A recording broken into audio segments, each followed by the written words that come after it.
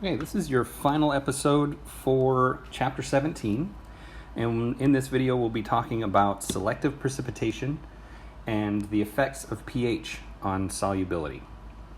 So selective precipitation is a way to separate cations out of a solution. So it answers the questions we're going to be answering is, how do you tell what will precipitate first? And how can you precipitate one thing without having the other precipitate? So to work an example, we're going to start with a solution that is 0.1 molar silver ions and 0.1 molar lead ions. And if we add some chlorine to that solution containing those two ions, which will precipitate first? Now, the easiest way to answer that question is to look at what those compounds would be. In this case, silver mixed with chlorine would be silver chloride. Lead mixed with chlorine, lead chloride. And silver's chloride is 1.8 times 10 to the minus 10. And lead chloride's Ksp is 1.6 times 10 to the minus 4. Now, the easiest way to answer our question, which will precipitate first, which one has the lowest Ksp?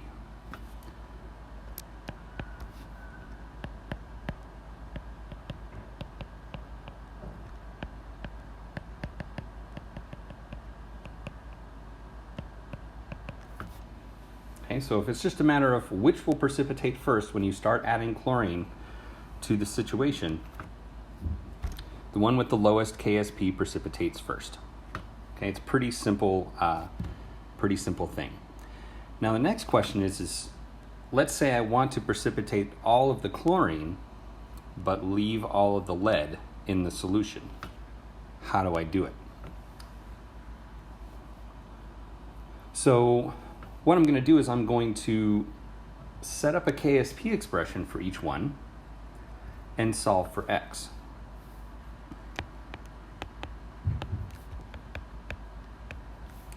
Ksp expression for each.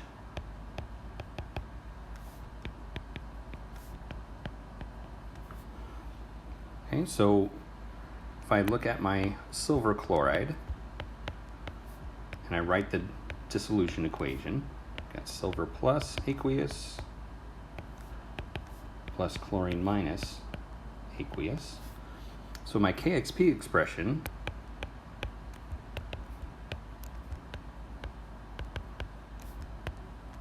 will look like this. Right now in the problem, we're told that the Ksp was 1.8 times 10 to the minus 10. And we're told that the silver concentration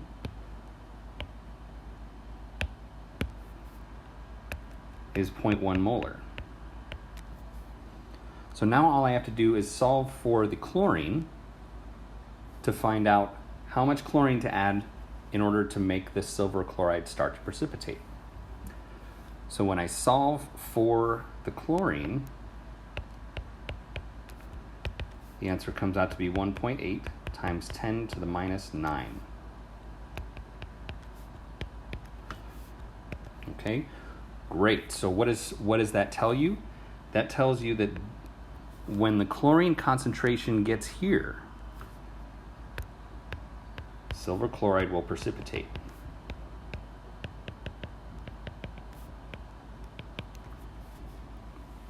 Okay, so it doesn't take very much, right? With a Ksp that low, really any significant addition of chlorine to the solution will cause the silver chloride to precipitate.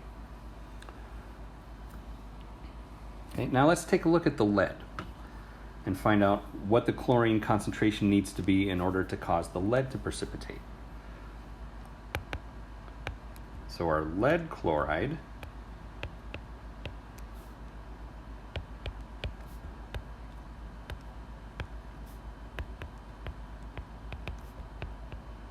ionization equation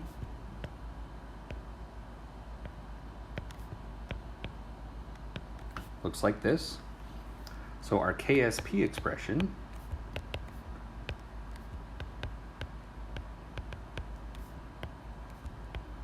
looks slightly different because the chlorine will be squared.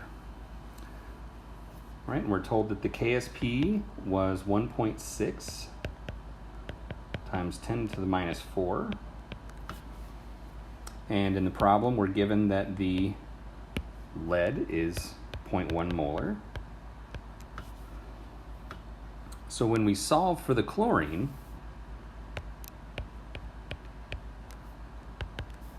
we get an answer of 0.04.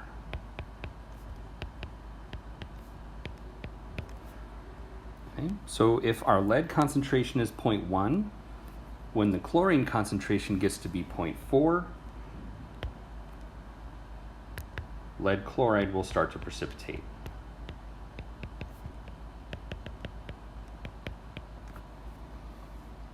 All right, so let's take a look at our two numbers here. So the silver chloride will start to precipitate when the chlorine concentration is 1.8 times 10 to the minus 9. The lead will start to precipitate when the chlorine is at 0.04. Okay? Anything below 0.04 and the lead will stay in solution. Okay, so I can precipitate out silver chloride long before I precipitate out any lead chloride. Right, so the lead ions stay in solution until my chlorine concentration gets high enough. So in this way, I can add something that will essentially make both of them insoluble compounds. But it takes a certain amount before they will start to precipitate. So I can get rid of all of the silver, or nearly all of the silver, before the lead starts to precipitate.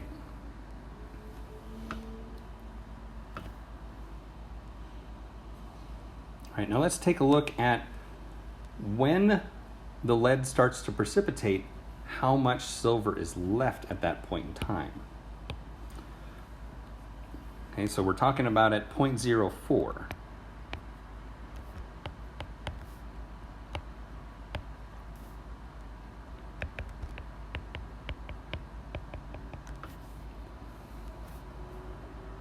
How much silver is left?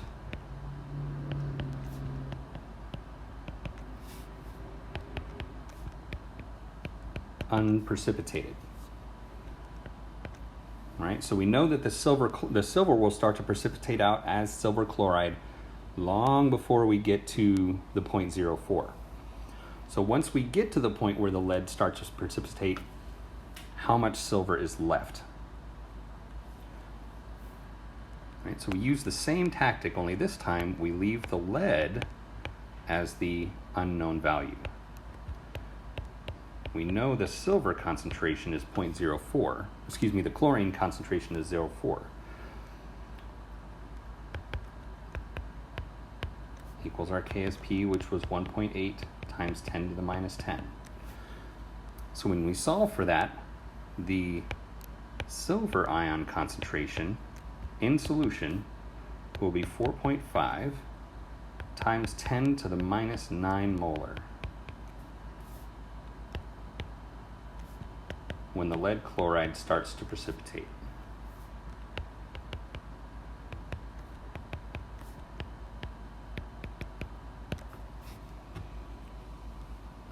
All right, so that's pretty much gone.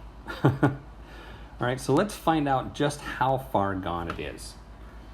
Okay, so our percent completion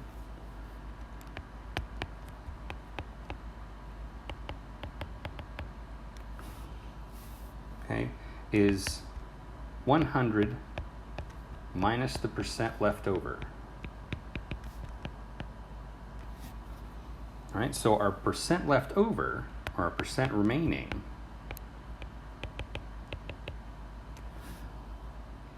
okay, is the amount remaining divided by the initial amount.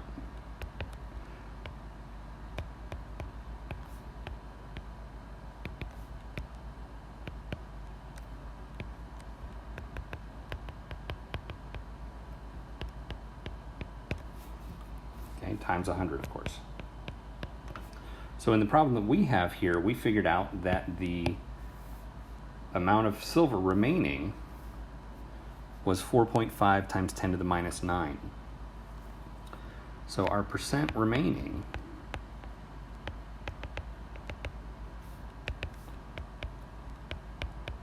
4.5 times 10 to the minus 9 divided by 0.1 is what we started with.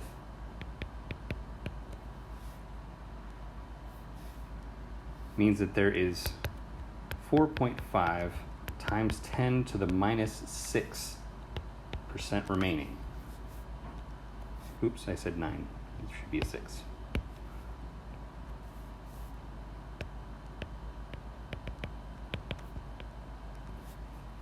Right? That means that the percent complete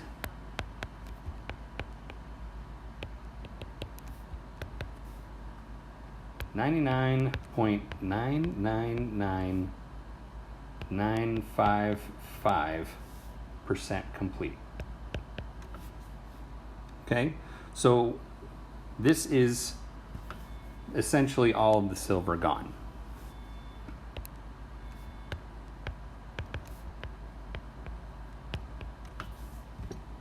Okay, so this is how we can do controlled precipitation to separate silver from lead in a solution.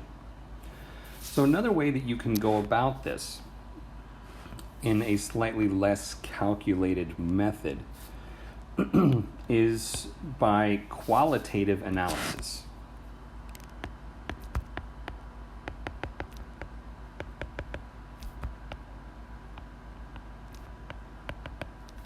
Okay, and with doing qualitative analysis, we're going to be relying heavily on solubility rules.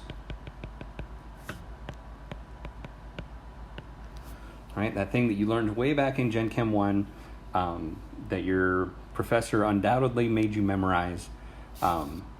Solubility rules. Such and such is soluble, such and such is not when it's with these two things, all that sort of thing.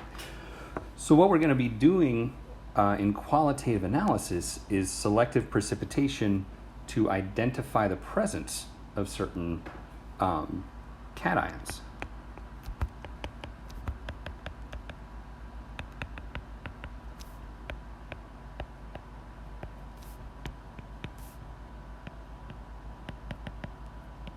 Okay, in a solution, all right?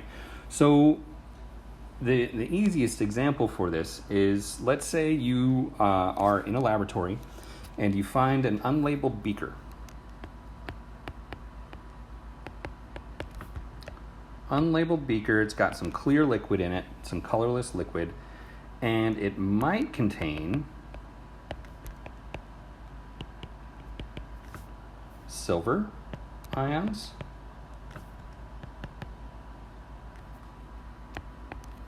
or aluminum ions.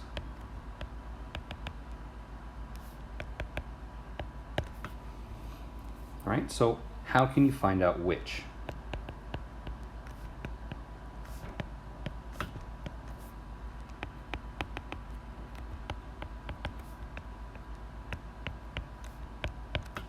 All right, now the answer to that is related to what we were just doing with that selective precipitation. So I'm going to pick an anion that will make one of them insoluble, but not the other.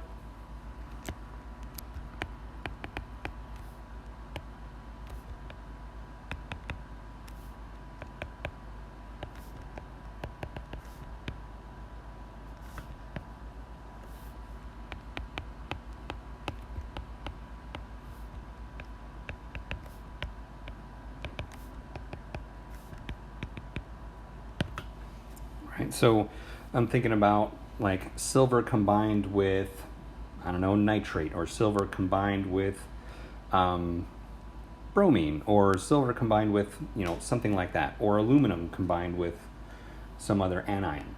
Okay, so I want to think about solubility rules. So we know that you know, certain anions are insoluble with certain cations. So in our case, I've got some silver plus and some aluminum 3 plus. All right, and I look in the solubility rules, and halides are really easy to deal with. Hydrochloric acid, HCl, anything like that. You know, sodium chloride, halides are easy to play with. So chlorine, bromine, iodine, that sort of thing. And halides are insoluble, are they're generally soluble except with silver, mercury, and lead. Okay, so if I put some silver with some chlorine, and we sort of already did this in our last example, I'm going to get some silver chloride solid. But if I put some silver with, aluminum with some chlorine, it's going to stay aqueous, because chlorine is, when I put it with other cations, is soluble except with just silver, mercury, and lead. So if I put chlorine with aluminum, it stays in solution. So that means that the silver chloride, silver, will precipitate out. Right? So I've got my unlabeled beaker, and I put some sodium chloride in there, and nothing happens. Then that means that the unknown cation was the aluminum, because it stays in solution. But if I put my silver chloride in there and I get a precipitate, then it tells me that the silver was the component in there.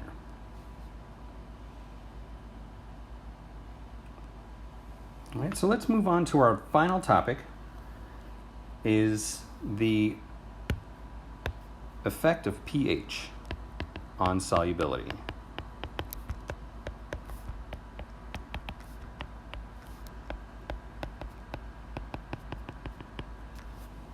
All right, and this is related to the common ion effect.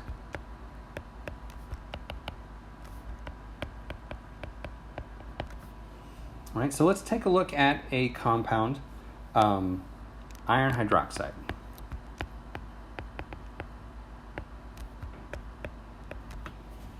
Okay, let's take a look at it by itself and at pH 10.5.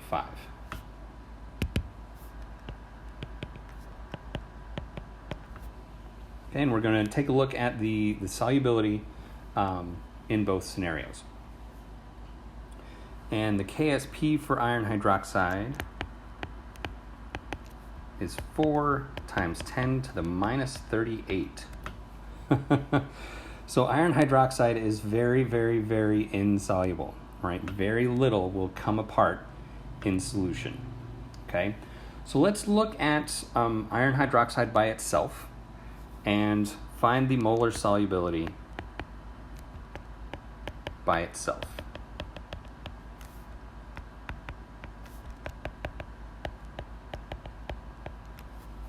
Okay, so, that should be a 3. All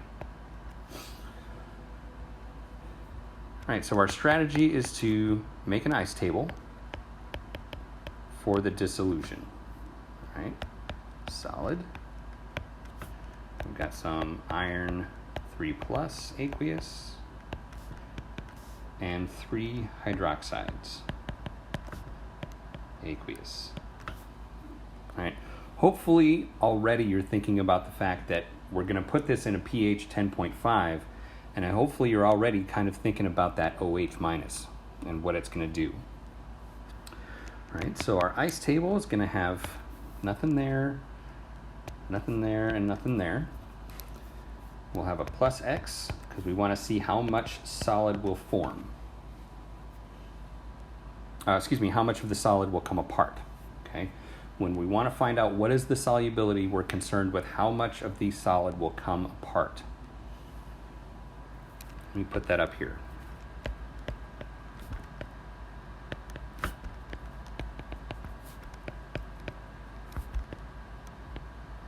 In other words, how many ions will I get if I put this solid into water?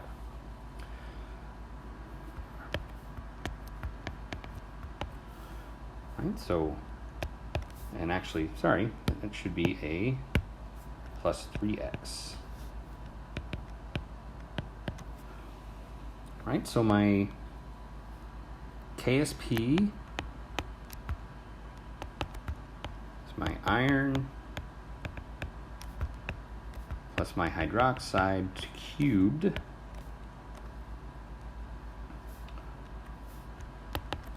so we'll have x times 3x cubed equals 4 times 10 to the minus 38. All right, so 27 x to the 4th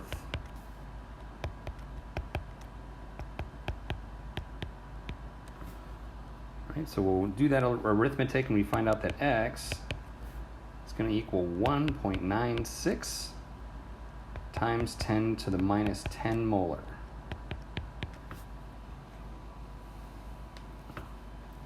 Right, so this is our molar solubility, right, because there's a 1-to-1 ratio between our iron hydroxide and our iron.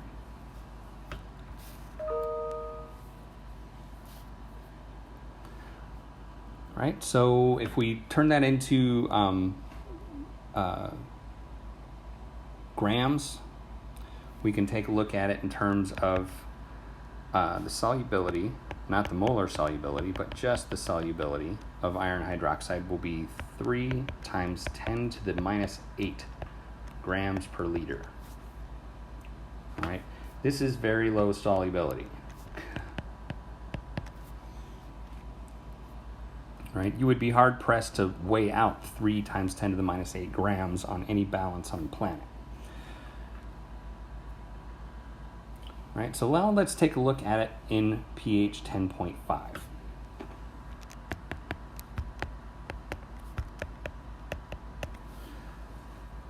Right, so let's find out what is our hydroxide concentration. Hopefully by now that is pretty much second nature.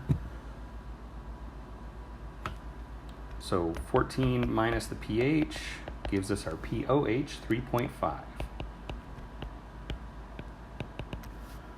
So 10 to the negative 3.5 equals 3.2 times 10 to the minus 4 molar OH minus. Okay, so we're going to do the same process, but this time we're going to have an initial concentration of hydroxide.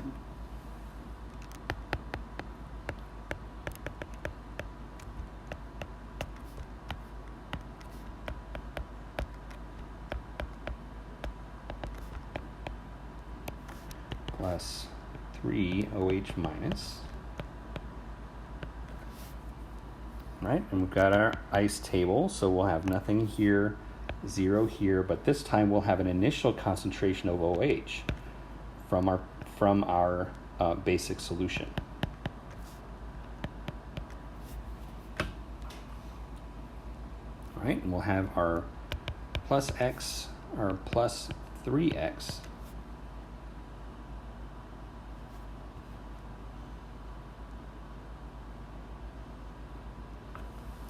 right?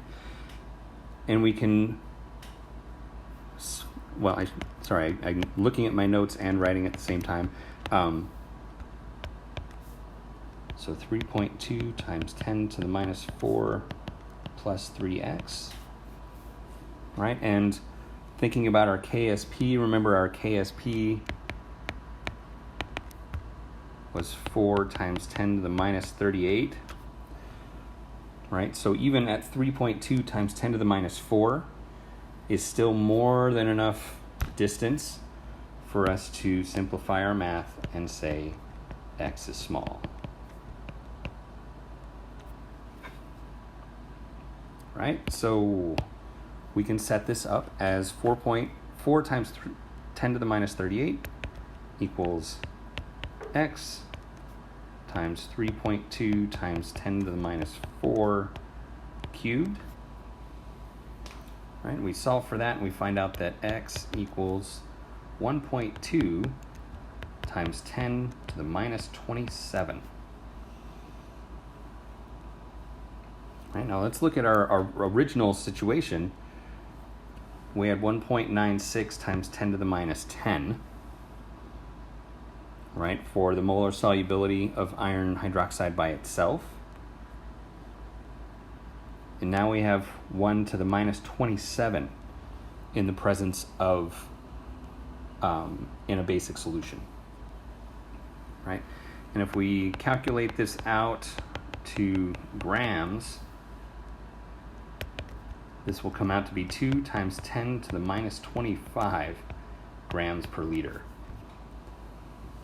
Far, far lower with a common ion.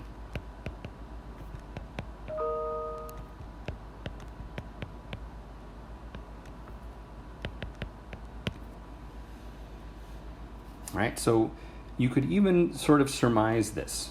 Okay, so if solubility is talking about something coming apart, okay, if we increase on the right side, then we shift left. Right, and so we get more solid, less of it comes apart.